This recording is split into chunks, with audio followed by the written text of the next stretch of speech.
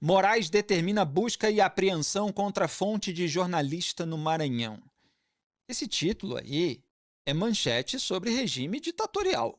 Essa manchete, do jeito que ela tá, é uma manchete sobre ditadura, sobre regime autoritário.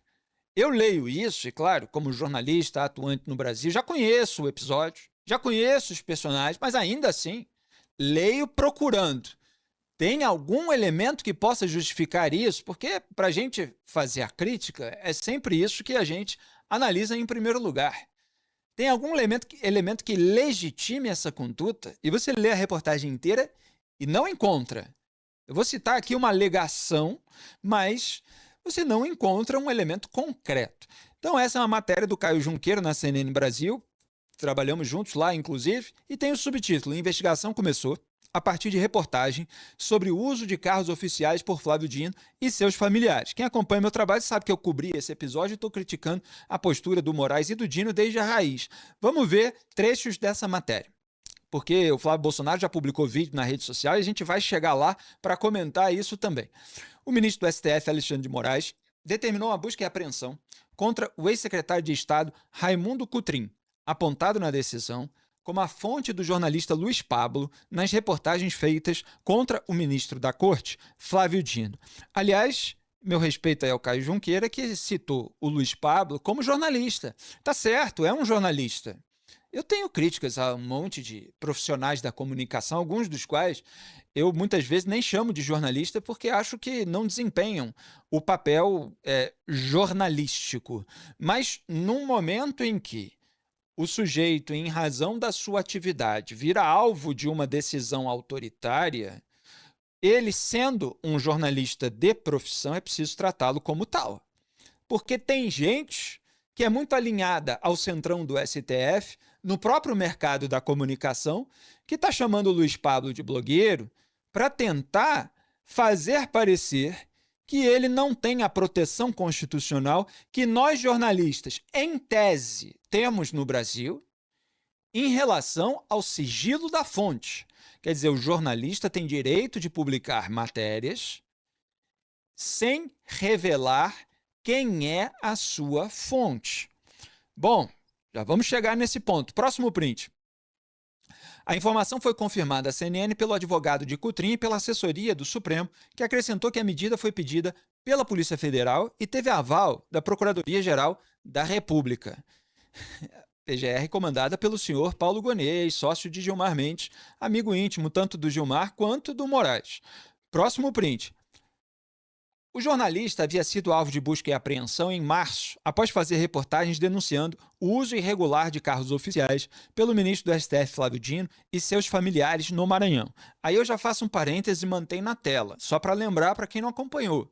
Jornalista apontar que uma autoridade está usando um carro oficial, que não é, vamos dizer assim, um benefício que o próprio cargo da autoridade traz, isso é jornalismo. Goste ou não do responsável pela matéria, do tom adotado, do estilo, etc. Agora, é informação de interesse público. Uma autoridade está fazendo uso de um carro oficial, que, portanto, é fruto de uma compra feita por algum tipo de poder, por algum órgão estatal, algo que tem um custo para a sociedade que, por meio dos seus impostos, financia esse tipo de gasto. Então, isso é matéria jornalística de interesse público. Segundo o advogado de Cotrim, continua a matéria, José Berilo de Freitas Leite, seu cliente foi alvo de busca e apreensão hoje. Olha, o cliente é o Raimundo Cotrim, tá? Que é o ex-secretário de Estado lá do Maranhão. Quem está falando agora é o advogado dele, o advogado alvo da operação, o José Berilo de Freitas Leite. Ele falou que o cliente, o Cotrim, foi alvo de busca e apreensão, tendo por base um mandado que relatava que a quebra de sigilo do jornalista apontou que seu cliente foi a fonte das reportagens.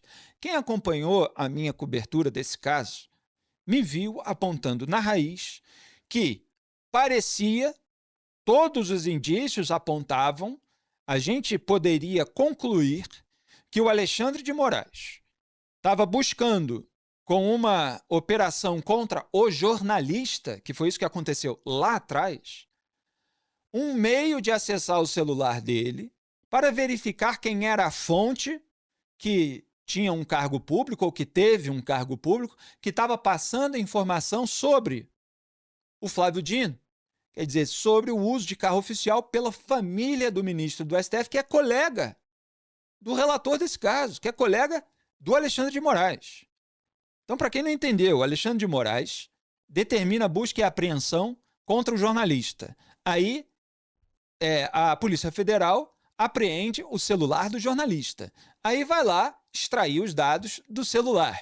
E aí encontra, e já tem jornalista dando a informação de que foi no WhatsApp Web, mesmo depois de ter logado, etc., mas encontrou lá acesso com mensagens trocadas com o Coutrin. E aí localizou qual é a fonte do jornalista. Agora, você fazer devassa em celular de jornalista para encontrar a fonte dele, para poder fazer a operação contrária, isso é coisa de ditadura. É coisa de um país em que não existe proteção ao sigilo da fonte na Constituição, na sua legislação. Só que no Brasil existe. Então, a gente lê esses elementos buscando assim, tá, mas o que justifica a operação contra o jornalista?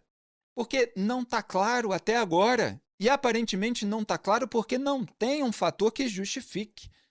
O que a gente está, vamos dizer assim, suspeitando, desconfiado e concluindo é que o Moraes queria descobrir quem é que estava vazando informação que compromete o Flávio Dino por ser verdadeira e por ser inconveniente, porque a família estava fazendo um uso que pelo menos pode ser considerado irregular.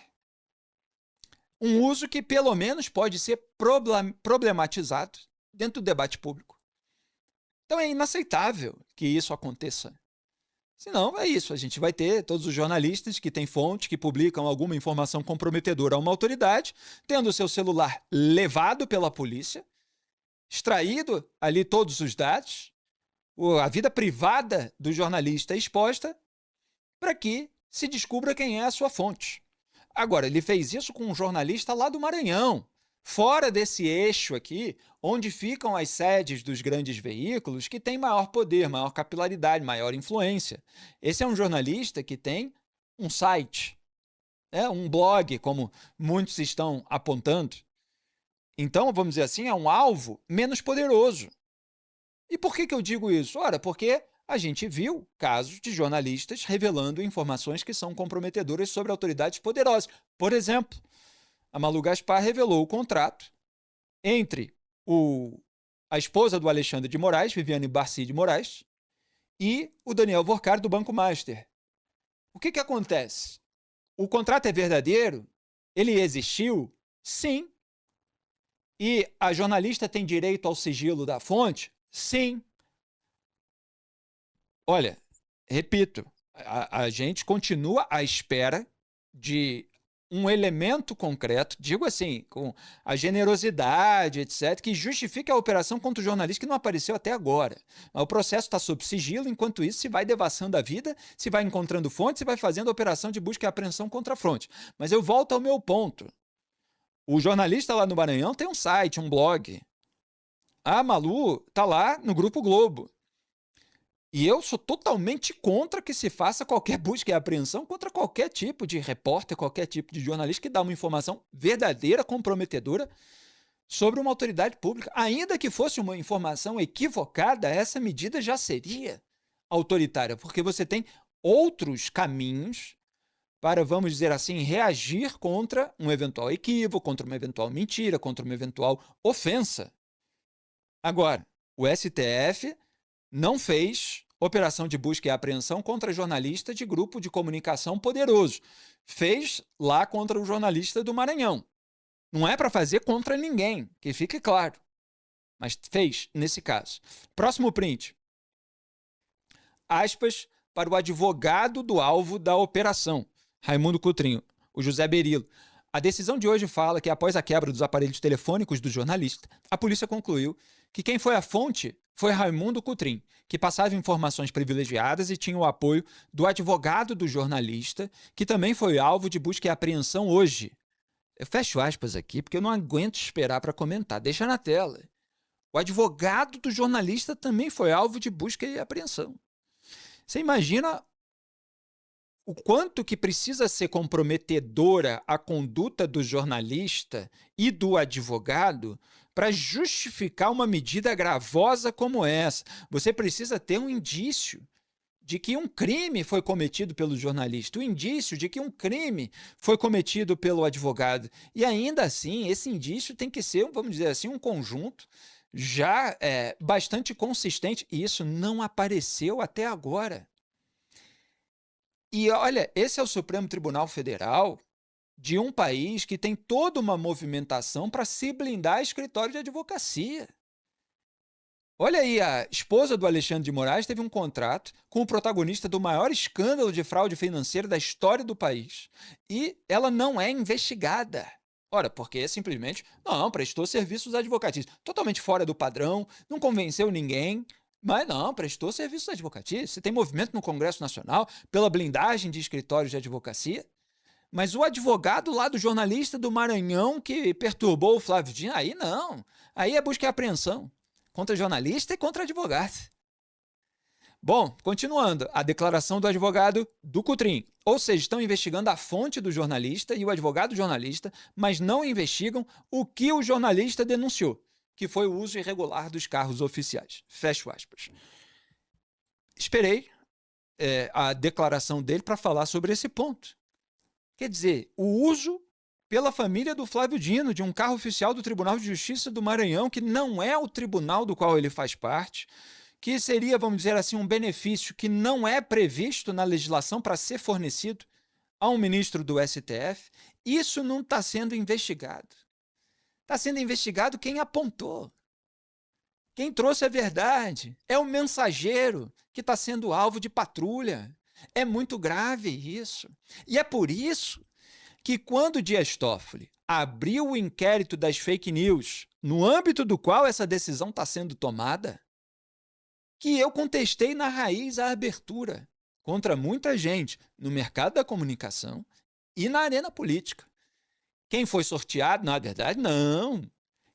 A quem foi entregue a relatoria sem sorteio foi Alexandre de Moraes. E eu contestei aquela relatoria de começo, porque ela concentrava um poder imenso, infinito. Era um escopo absolutamente amplo, aberto, não tinha prazo definido, não tinha objeto definido o inquérito. O Moraes poderia passar anos investigando tudo que bem entendesse e usando o inquérito para blindar os próprios ministros da corte contra informações comprometedoras. Não é ataque antidemocrático, não. E o que aconteceu? Exatamente isso. Já se passaram mais de 7 anos e o inquérito continua sendo usado para blindar ministro contra verdade. Isso não é a primeira vez que acontece, não é a primeira vez que eu critico, porque tem propaganda bolsonarista e fala, agora vocês estão vendo. Mentira! O bolsonarismo sabotou a CPI da Lava Toga, que estava contestando a abertura do inquérito das fake news, quando o Flávio estava investigado por rachadinha e queria decisão favorável do Toffoli no Supremo. Então, várias vezes ao longo desse inquérito, você teve essa blindagem. Por exemplo, quando a Receita Federal, depois de um grupo de trabalho que atuou durante anos, chegou a 134 contribuintes, né? Esse eufemismo para o pagador de imposto, e 134 pessoas que tinham ali transações consideradas suspeitas. Entre elas, as duas então esposas, seja de Dias Toffoli, seja de Gilmar Mendes. E aí Alexandre de Moraes, como relator do inquérito, suspendeu a apuração da Receita, suspendeu 2 auditores do cargo por meses, e depois, como não tinha prova contra os auditores, teve que mandar voltar para o cargo. Mas pergunta se a apuração continuou. Claro que não. A apuração foi encerrada.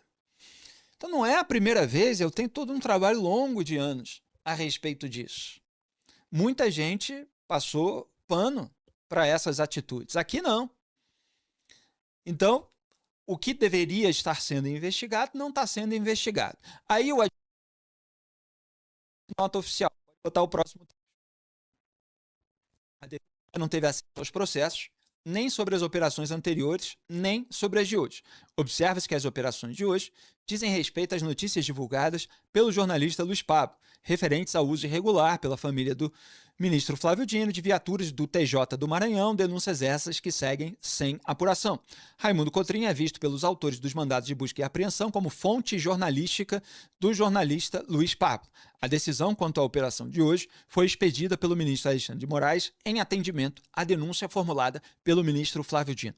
Fecha aspas. Mantenha aí na tela, só para eu fazer aqui uma distinção. Em nenhum momento eu estou, porque os elementos, repito, estão sob sigilo e ainda precisamos saber mais detalhes, saindo em defesa do Raimundo Cotrim em relação a um eventual vazamento que ele possa ter cometido. Por quê?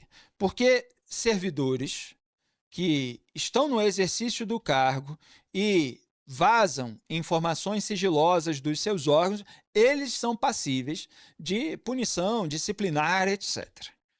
Certo? Então, assim, se o Raimundo Cotrim fez isso, bom, que ele possa, que existe uma previsão legal para ele ser alvo de um processo por determinado caminho legal, existe essa previsão. Então, ele pode ter violado o sigilo funcional do órgão em que ele atuou, etc., e pode ser alvo aí de um processo, ser responsabilizado e punido, alvo de sanções. Isso não quer dizer que magistrados têm o direito de violar o sigilo da fonte de um jornalista para chegar a quem teria sido responsável pelo suposto vazamento.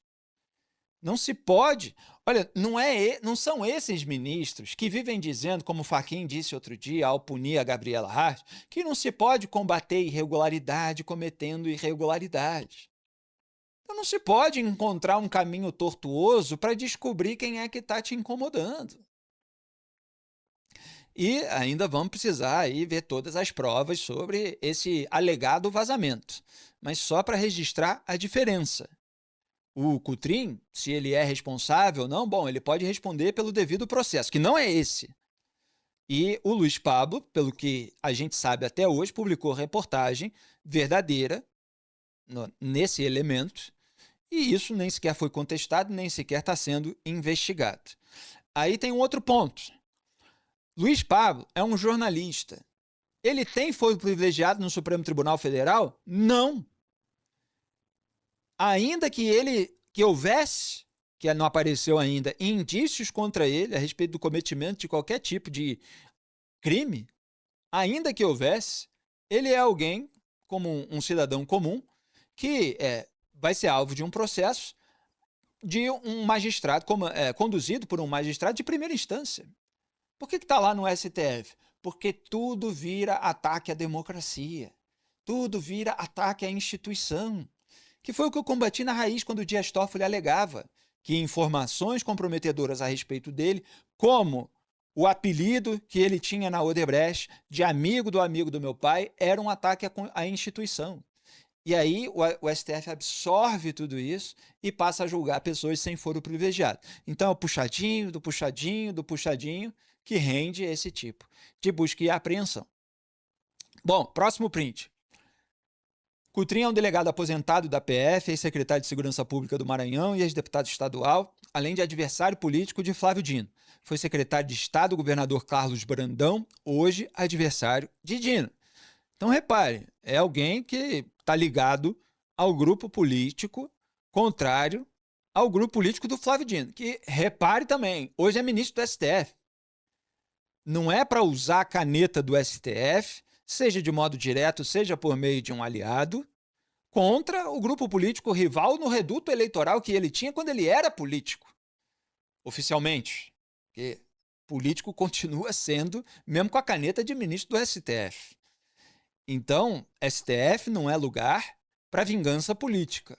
É lugar para se fazer justiça, pelo menos em tese. Em 11 de julho, gravou um vídeo dizendo ter tomado conhecimento de ações judiciais contra ele por meio de uma corrente de boatos espalhada por parlamentares ligados ao ex-governador. Ele classificou essa movimentação como uma onda de terror inserida no contexto da disputa eleitoral no Estado. Coutrin está preso sob a acusação de obstruir uma investigação de homicídio que apura a conduta de um parente. Ele nega a acusação.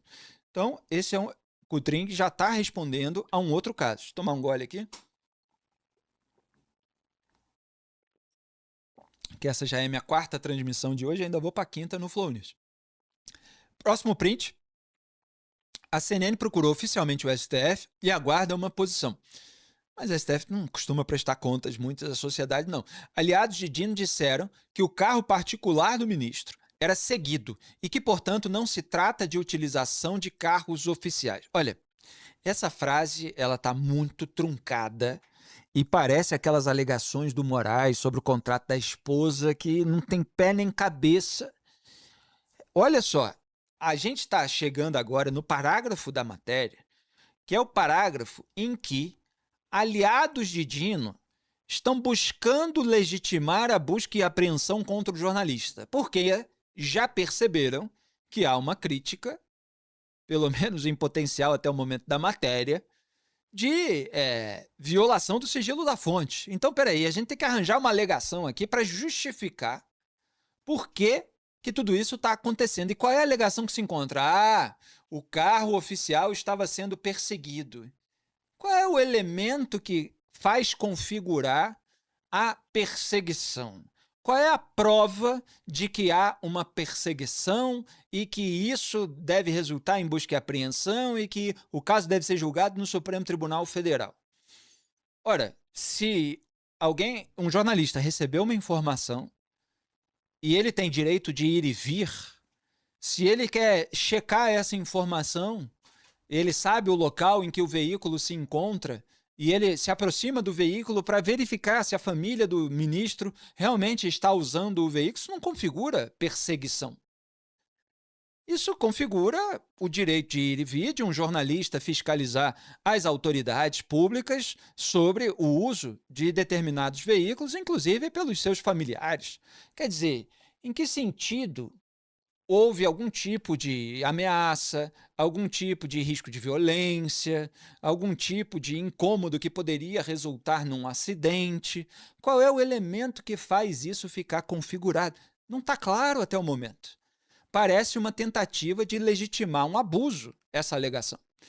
Além disso, o jornalista cobraria R$100 mil para publicar as reportagens. Bom, aí começa a plantação de narrativa e de alegações. Isso não veio a público de uma maneira oficial.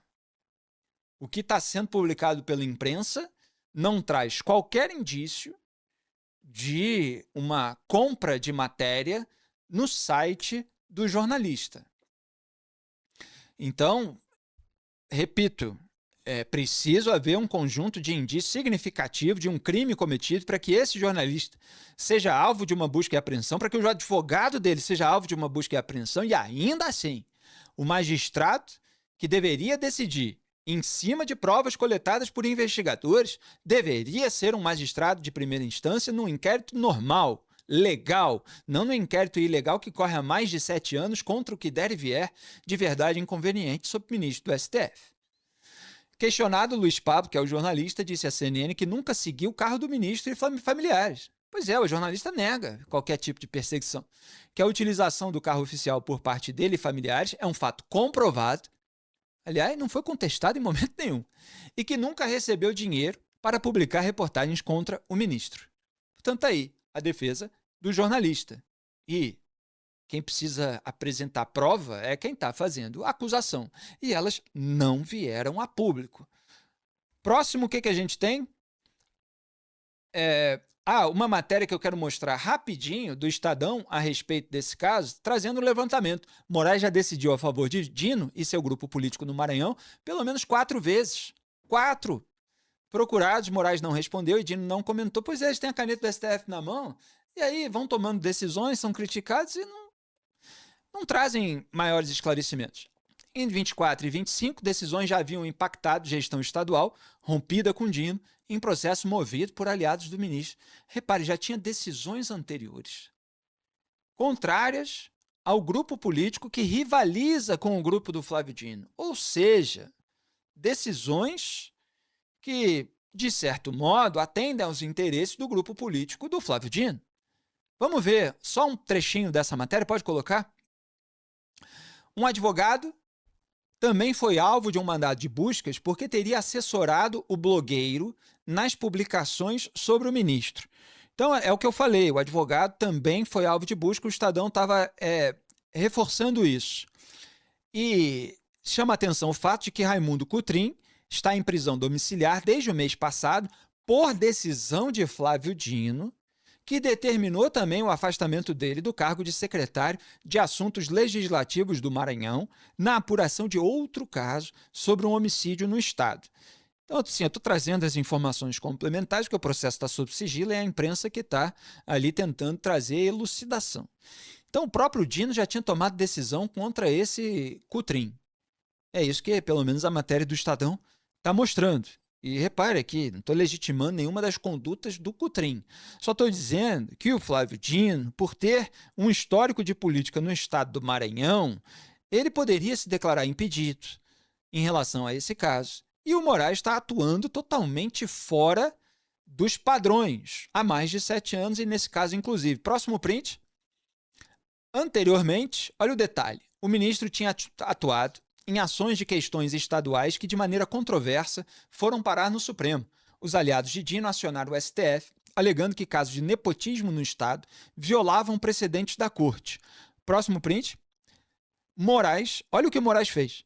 Suspendeu nomeações de parentes do governador Carlos Brandão, governador do Maranhão, rival de Dino, hein? O Moraes suspendeu nomeações de parentes do governador e mandou exonerar o procurador-geral estadual, que havia apontado possível atuação criminosa de quem? De assessores de Dino, como mostrou a coluna do Estadão. Quer dizer, o Moraes mandou exonerar o procurador que apontou possível atuação criminosa dos assessores do colega dele, do colega do Moraes, que é o Flávio Dino, no STF. Então, assim, o STF está sendo instrumentalizado politicamente para atender aos interesses do Flávio Dino em detrimento dos interesses do grupo político adversário? E de que modo isso está sendo feito? É isso que a gente está tentando esclarecer aqui. É muito grave isso que está acontecendo. Procurado, Moraes não respondeu e Dino não comentou. A gente viu vazar para uma matéria do Poder 360 aquele conteúdo, pode tirar esse trecho da tela, produção, voltar para mim, da reunião secreta que o STF fez sobre o Toffoli continuar ou não com a relatoria do caso Master, apesar de todos os indícios de envolvimento financeiro dele e da família dele com o grupo do Daniel Vorcaro.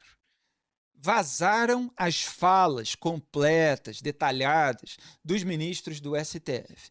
E o Flávio Dino saiu em defesa do quê? Do STF Futebol Clube. Por que eu critiquei? Porque era uma fala corporativista, não em defesa da instituição, em defesa da patotinha, dos ocupantes temporários do cargo de ministro do Supremo Tribunal Federal.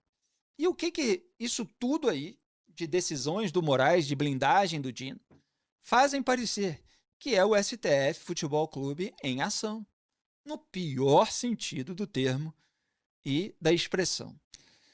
Bom, e aí o que eu escrevi 1 ano e 5 meses atrás? Pode colocar o primeiro print aí na tela? Perguntaram-me no Instagram. Alexandrismo, bolsonarismo e petismo se retroalimentam? O brasileiro fica preso nesse loop? Esse looping? Pois é. E eu respondi, sim! Como quem está naquela cabine daquele programa antigo do Silvio Santos, né, de ouvido tapado, você troca uma Ferrari por uma casca de banana, e o pessoal grita, sim, pois é. Mas nesse caso é sim mesmo. Ouvindo tudo, eles se retroalimentam. E aí eu expliquei por quê. Olha o próximo print, que tem a data, inclusive, embaixo, ó, 22 de março de 2025. Em resumo, lulismo com corrupção e crise econômica fez Bolsonaro chegar ao poder.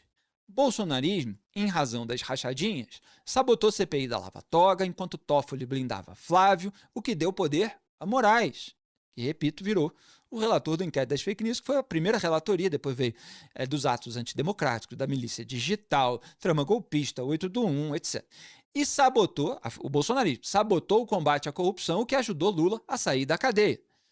Claro que teve muitas ajudas, mas quer dizer, se aliou ao sistema que dizia combater, para sabotar o combate à corrupção.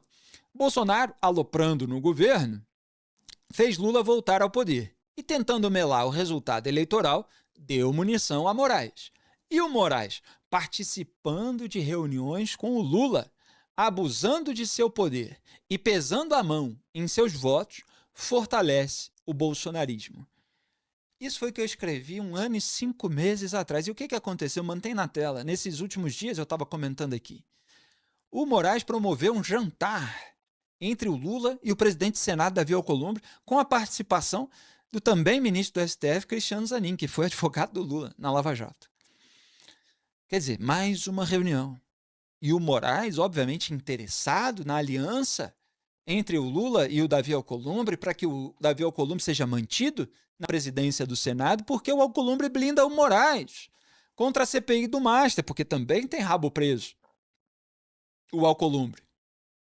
Então, o ministro do STF fazendo articulação política e interessado em que aquelas autoridades lavem a sua roupa suja e fiquem mais próximas.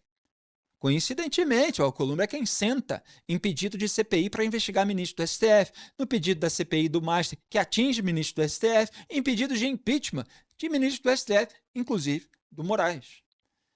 E aí vai o bolsonarismo e fala, olha aí e tal. E tem mais um detalhe.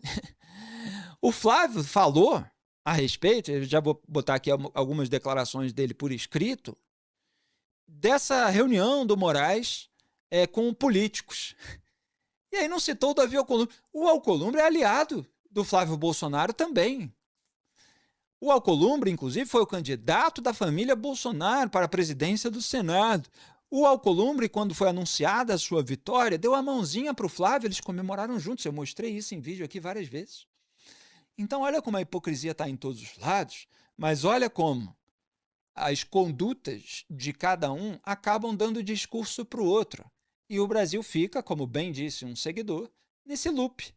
O vídeo que você acabou de assistir é um corte do programa Análise dos Fatos, transmitido ao vivo às segundas e sextas às 12 horas e terças, quartas e quintas às 18. As íntegras ficam disponíveis na aba Ao Vivo do meu canal de YouTube e os cortes na aba Vídeos. Curta, compartilhe e seja membro do canal para ajudar a manter esse programa no ar. Obrigado.